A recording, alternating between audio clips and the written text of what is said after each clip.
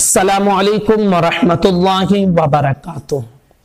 नमाज में अगर मोबाइल बजने लगे, किसी का फोन आ जाए, रिंगटोन चालू हो, तो फिर नमाज में हम उसे बंद करें या बजने देना चाहिए, क्या करना चाहिए?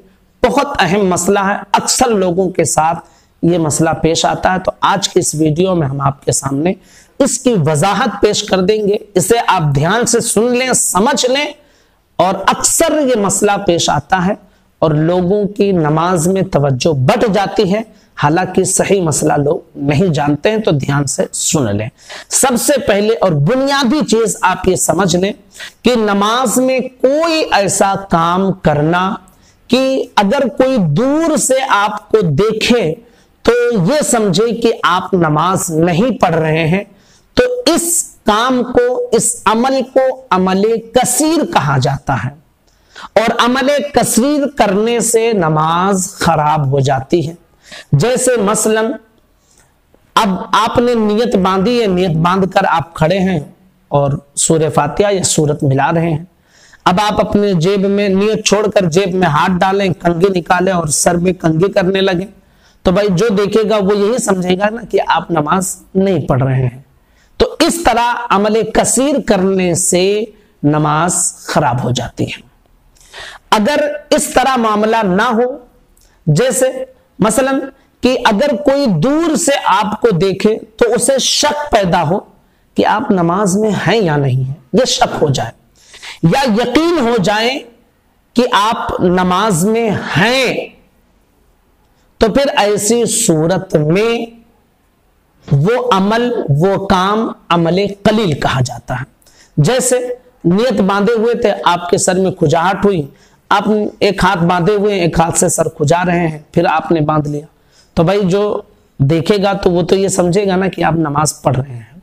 हाँ, दोनों हाथ छोड़कर आप कंघी उंगी करने लगेंगे तो फिर यही समझेगा कि नमाज नहीं पढ़ रहे हैं। तो बात समझ में आई, अमले कलील किसे कहते हैं, अमले कसीर किसे कहते हैं। अब आइए हम मसले की तरफ चलते हैं। नमाज में अगर मोबाइल बजने लगे तो आप ध्यान रखें कि अगर अमले कलील के अंदर अंदर आप उसको बंद कर सकते हैं।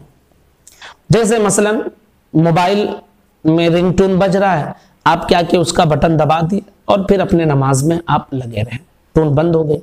या इतना आप का हाथ स्पीड चल सकता है कि बस थोड़े से वक्त में 3 तस्बीह के मिकदार के अंदर अंदर आप उसको साइलेंट कर सकते हैं।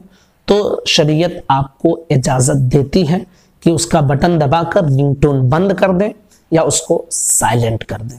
होता यह है कि मसाइल लोग जानते नहीं हैं, और जब मोबाइल बजता है नमाज में तो खुद भी उनका जहन इधर उधर भटक जाता है और लोगों का जहन भी इधर उधर भटकता रहता है। हालांकि शरीयत इजाजत देती है कि अगर अमले कलील के अंदर अंदर आप उसको बंद कर सकते हैं तो बंद कर लें, साइलेंट कर सकते हैं तो साइलेंट कर लें। हाँ, अगर ऐसा हुआ कि भाई आप जेब से निकाल कर देख रहे हैं भाई किसका फोन आया है, उठाऊं कि ना उठाऊं, तो फिर ये जानते हैं कितना लंबा वक्त निकल जाएगा। तो इस तरह अगर आप करेंगे तो आपकी नमाज ही चली जाएगी। सिर्फ बटन पर हाथ लगाकर उसको बंद कर दें, या उसको साइलेंट कर सकते हैं, फौरन साइलेंट कर दें, या उसको स्विच ऑफ कर सकते हैं 3 तस्बीह के मिकदार के अंदर अंदर, तो कर लें। शरीयत इजाजत देती है। और सबसे सही तरीका यह है कि ध्यान आप रखा करें, जब नमाज पढ़ने के लिए जाएं उसी वक्त या तो अपने मोबाइल को आप स्विच ऑफ कर लें, या फिर कम से कम ये कि उसको साइलेंट कर लें, ताकि आवाज वगैरह ना पैदा हो, आपका जहन खुद इधर उधर ना जाए और लोगों की नमाज में जहन इधर उधर मुंतशिर ना हो। आपके लिए भी फायदा और सबके लिए फायदा है, लेकिन हम इस चीज पर तवज्जो नहीं देते। सबसे सही तरीका यही है कि साइलेंट कर लें या स्विच ऑफ कर लें, या नमाज पढ़ने के लिए जा रहे हैं तो जहां आप काम करते हैं या अगर मुमकिन हो तो आप वहीं रख दें, मोबाइल ना लेकर जाएं। अगर आप भूलने की आदत है भाई तो ना लेकर जाएं, लेकिन ये बड़ा मुश्किल होता है कि ना लेकर जाएं, क्योंकि बहुत सारे लोग इधर उधर से काम से आते हैं, सीधा मस्जिद में पहुंचते हैं, तो ये थोड़ा मुश्किल है। तो ध्यान में हमें ये रखना चाहिए कि बंद कर लें।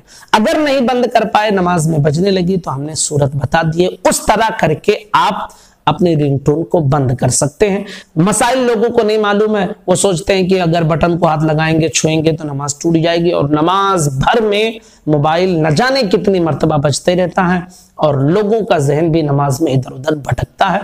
तो आप इस चीज का जरूर ख्याल करें।